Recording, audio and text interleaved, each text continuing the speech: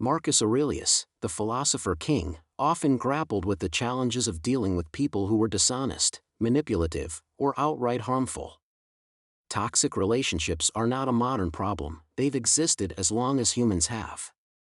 In his meditations, Marcus wrote extensively about the human condition, offering wisdom on how to navigate difficult relationships without losing one's inner peace. One of his most famous reflections begins with a stark acknowledgement of reality. When you wake up in the morning, tell yourself, the people I deal with today will be meddling, ungrateful, arrogant, dishonest, jealous, and surly. This might seem cynical at first glance, but it's not. Marcus was preparing himself, grounding his expectations not in wishful thinking but in the realities of human behavior. Toxicity, he knew, was part of life, and to wish otherwise would only lead to frustration. Marcus Aurelius approached toxic people with a mixture of acceptance and detachment. He believed that no one is inherently evil, rather, they act out of ignorance or pain. In his writings, he often reminded himself to separate the person from their behavior. He viewed others' faults as a reflection of their struggles, not his own. He would say, "It is not the actions of others that disturb us, but our interpretations of them." Imagine someone in Marcus's court, a scheming advisor or a jealous rival. Instead of reacting with anger or resentment, Marcus would pause, reflect, and ask himself a fundamental question: what's within my control? This question was central to his philosophy. He could not control the actions or thoughts of others, but he could control his own responses. He also practiced something we might call mental distancing. When someone insulted or betrayed him, he didn't take it personally.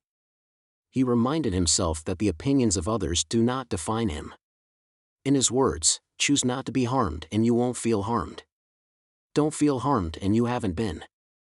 This perspective allowed Marcus to navigate toxic relationships without being consumed by them. He focused on his own character, ensuring that he remained virtuous and just, regardless of how others behaved. To him, their toxicity was a test, an opportunity to strengthen his resolve and live according to his principles. But Marcus didn't just endure toxic people, he actively sought to improve the situations he encountered. He believed in setting boundaries, but in a way that was firm yet compassionate. For example, he might calmly confront someone spreading lies, not to retaliate, but to clarify the truth and maintain harmony within the court. He recognized that ignoring toxicity altogether could allow it to spread unchecked, but engaging with it emotionally would only drain his energy. Thus, he struck a balance, acting when necessary but always from a place of reason rather than emotion. Marcus Aurelius also knew the importance of leading by example, even when faced with the worst behavior in others.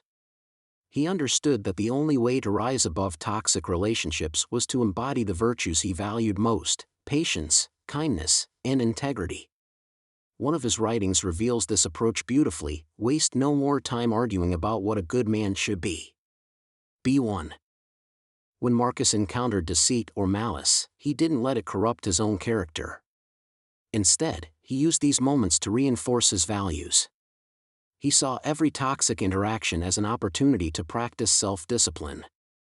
Imagine the strength it takes to stay calm in the face of an insult or betrayal. Marcus didn't view this as weakness, he saw it as power. The ability to remain composed when others lose themselves in chaos is one of the ultimate Stoic virtues. This is a good moment to pause and reflect. Are you enjoying this exploration of Marcus Aurelius's wisdom? If so, take a moment to hit that like button and subscribe to The Inner Gold. Not only does it help others discover these ideas, but it also helps us grow this community of modern Stoics.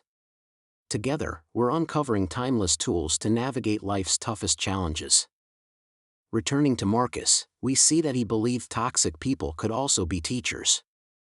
Their actions were reminders of how not to behave and why virtue mattered so much. He didn't waste time trying to change them, instead, he focused on maintaining his own sense of purpose. This is where Stoic wisdom becomes incredibly relevant to our modern lives. When dealing with toxic relationships, we often feel compelled to fix people or seek their approval. Marcus reminds us that this is unnecessary and often futile. For him, the key was to let others be as they are while remaining true to himself.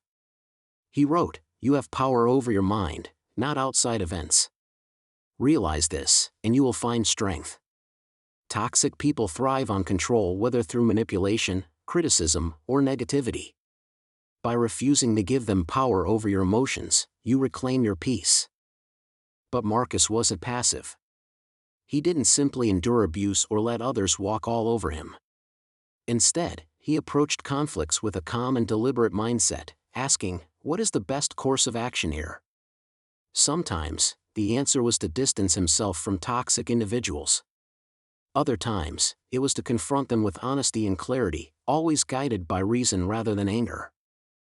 For Marcus, these moments were tests of his philosophy, opportunities to prove that virtue was not just an ideal but a way of life. Marcus Aurelius understood something profound: toxic people are inevitable, but suffering because of them is optional.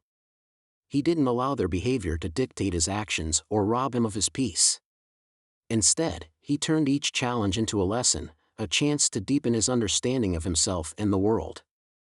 If you're dealing with toxic relationships, ask yourself, what would Marcus do? He'd focus on what's within his control, let go of what isn't, and use the experience to strengthen his character. He'd remind himself, don't waste your energy on things that don't matter. Preserve your inner fortress. And that's the takeaway. When you refuse to let toxicity invade your mind, you become unshakable. You show others and yourself that your peace is not for sale. As Marcus wrote, if it is not right, do not do it. If it is not true, do not say it. Live by your values, no matter who or what you're dealing with. Before we wrap up, let me ask you something. Are you ready to take charge of your inner peace? If so, subscribe to The Inner Gold. Together, we'll explore more timeless lessons from Stoicism, helping you build resilience, clarity, and strength in every aspect of your life. Remember, toxic people may come and go, but your ability to rise above them is eternal. Stay true to your principles, and let nothing shake your resolve. See you in the next video. Stay strong, and keep seeking your inner gold.